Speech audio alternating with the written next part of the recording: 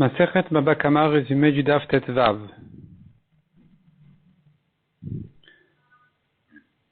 On a vu dans la Mishnah, les femmes aussi, comme les hommes, sont inclus dans la lachot des Nezakim. Il faut payer, il faut dédommager, si elle a endommagé, si elle a été endommagée. Il n'y a pas de différence entre un homme et une femme. La Gemara nous ramène 3 psukim à propos des femmes, que la Torah les a comparés aux hommes. Un pasuk à propos des korbanot, si elle a fauté, elle amène un korban comme un homme. Un pasuk à propos des mamonot, si elle a endommagé ou elle était endommagée, ou toute la lachot de commerce, etc. Et un troisième pasuk, c'est si un taureau a tué un homme ou une femme, il doit payer de la même manière. La Gemara explique pourquoi on a besoin de ces 3 psukim, à comparer la femme à l'homme, et c'est-à-dire, et pour quelle raison on n'aurait pas pu apprendre l'un de l'autre. On a vu encore dans la Mishnah,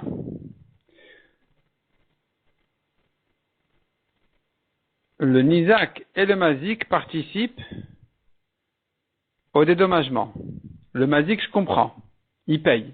Le Nizak aussi, il subit, il doit payer quelque part. Qu'est-ce qu'il subit le Nizak? Alors la Gemara nous ramène une marloquette entre Rav Papa et Ravuna Bered Rav Yoshua. Une grande marloquette. Comment définir le Khati Nezek? Un taureau encore né, il paye la moitié du dommage. Pourquoi il paye que la moitié du dommage? Ou plutôt la question aurait été, pourquoi il doit payer cette moitié-là? C'est-à-dire, qu'est-ce qu'on était censé lui dire? Qu'il paye tout, mais on lui a fait une réduction, ou le contraire, il n'aurait dû rien payer, mais on lui a fait une amende de payer la moitié. Selon Rav Papa, il aurait dû tout payer, on lui a fait une réduction parce qu'il connaît pas assez son taureau, il s'y attendait pas. Selon Ravuna Bered Rav Yoshua, il n'aurait dû rien payer parce que le taureau il est vraiment innocent, et simplement, pour qu'il tâche à le surveiller dorénavant, la Torah lui a imposé cette amende-là, de payer la moitié.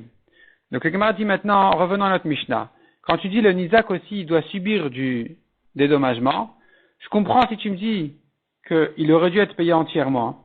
La Torah a enlevé 50% du Nezek, dans le cas du taureau Tam. Alors effectivement, il se trouve que le Nizak subit ici, il participe aussi. Mais si tu me dis qu'il ne mérite rien, en principe le taureau il est gentil, et le Nizak ne devait pas se faire payer du tout, simplement on lui a offert une amende de 50%. Alors où est-ce qu'il subit quelque chose ici? Répond la Gemara, tu sais où est-ce qu'il subit?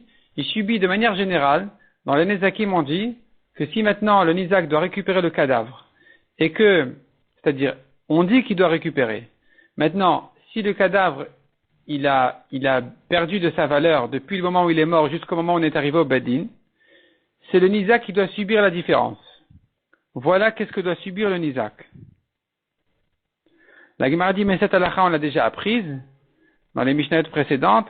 Répond la Gemara, on te l'a dit à propos d'un taureau Tam et à propos d'un taureau Mouad, pour t'apprendre que dans tous les cas, c'est le Nizak qui doit subir de la différence, de la baisse, donc du cadavre depuis le moment où il est mort, jusqu'au moment où on est arrivé au Bedin. La Gemara ramène encore d'autres preuves de toutes sortes de Mishnayot et Braitot, et on pourrait prouver de là-bas, est-ce que ce Khati Nezek en question, quand il doit payer la moitié, si c'est considéré comme un Knas, comme une amende, ou comme un Mammon, que c'est normal qu'ils doivent le payer. Donc par rapport à l'Acha de Modeh Biknas Patour, celui qui a avoué qu'il doit payer une amende, il est Patour. Et encore d'autres halachot. Finalement, la Gemara termine par une objection sur celui qui dit que c'est un Knas. Malgré tout, la Gemara conclut l'Alacha, elle est comme celui qui dit que c'est un Knas, c'est une amende. Et la Gemara dit, mais tu viens d'objecter. Répond la Gemara, non, on peut résoudre l'objection. On peut résoudre l'objection, donc on va rester avec la Halacha comme lui.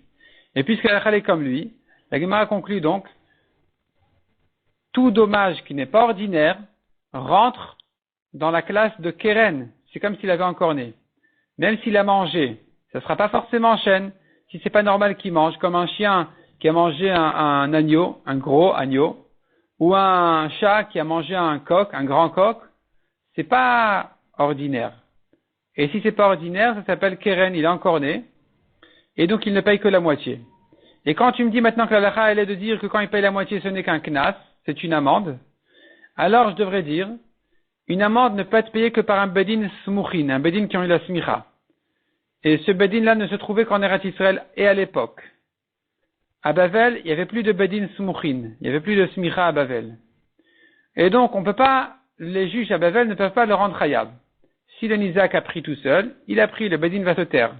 Mais lui dire a priori au Mazik de payer, le Bedin ne pourra pas lui dire, sauf si vraiment le Nizak il exige à ce qu'on lui fixe un rendez-vous au Bedin en Eretz Israël, eh bien le Bedin devra, d'ici, de Babel, devra effectivement lui fixer un rendez-vous et obliger le Mazik à y aller là-bas se faire juger. S'il veut pas, on le met en idouille, et de toute façon on le met en idouille parce qu'il a ici un chien dangereux, et que, on a appris d'une braïta, il est interdit un homme n'a pas le droit de garder des choses dangereuses chez lui, comme un chien dangereux, ou une échelle même, une échelle qui n'est pas stable, on n'a pas le droit de la garder à la maison. Mishnah suivante. Nous avons 5 types de tam. 5 cas de shor tam. 5 cas de muad. Qu'est-ce qui est tam? C'est-à-dire qu'est-ce qui n'est pas ordinaire pour un taureau de fer et que tu me dises les premières fois il va payer que la moitié? S'il a encore né, s'il a bousculé avec son corps, s'il a mordu, s'il s'est assis dessus pour casser, ou qu'il a donné un coup de pied, dans tous ces cas-là, il est comme un taureau qui est encore né, et que donc, il paye que la moitié au début. Les 5 cas de mouad sont la dent qui a mangé, c'est normal, c'est mouad, il paye tout, le pied qui a piétiné, un taureau qui a l'habitude encorner, bien sûr qu'il est mouad, un taureau qui a encorné, même la première fois, mais chez le Nizak, il est aussi mouad, et l'homme, il est toujours mouad. Il y a certaines bêtes sauvages, dangereuses, qui sont toujours mouad, tu peux rien faire. Quoi qu'il fasse, dès la première fois, on l'appelle mouad. La Mishnah ramène une marloquette, est-ce que si vraiment, il les a pris depuis qu'ils sont tout petits, pour les élever, et essayer de leur apprendre à ne pas mordre, par exemple, est-ce qu'on l'appellera mouad ou pas? Le serpent, c'est sûr qu'il est toujours mouad. La Gemara commence par amener une contradiction dans la Mishnah, qui avait commencé par dire que la Gemara prouve de la Mishnah qu'elle pense au début que s'il est encore né chez le Nizak, il paye que la moitié. Il paye que la moitié. Or ensuite la Mishnah dit que s'il est encore né chez le Nizak, il paye tout. C'est en fait une marloquette entre Rabbi Tarfon et Chachamim. Selon Rabbi Tarfon, il paye tout. Selon Chachamim, il paye que la moitié. Et donc la Mishnah se contredit. Est-ce qu'elle va comme Rabbi Tarfon, elle va comme Chachamim? La Gemara, première réponse, dit, oui, effectivement.